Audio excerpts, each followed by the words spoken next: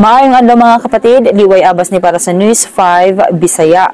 Gipahibalo sa House of Representatives nga nagpaabot pa sila sa desisyon sa Korte Suprema sa ilang mosyon bahin sa paghunong sa impeachment proceedings batok kang Vice President Sara Duterte sa dili pa kini ipadayon. Sumala kang Bicol Saro Representative Terry Redon, kinahanglan ang pinal nga ruling aron mahimong giya sa Kongreso ug publiko sa mga kaso batok sa opisyal nga mahimong tangtangon pinaagi sa impeachment.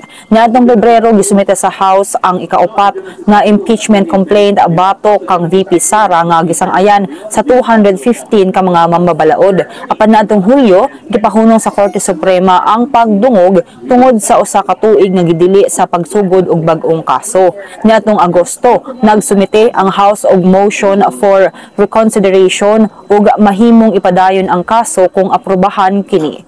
Kung mapadayon ang desisyon sa Korte Suprema, mahimo lamang isumite ang bag-ong complaint sugod Pebrero 2026. Gipasiug ni Redon nga buhaton sa House ang ilang katungdanan sa impeachment kung makadawat sila og beripikadong reklamo. Kini sa lamang atong update, magpadayon na sa pagbantay sa social media pages sa News 5 para sa ubang pang mga balita ug updates.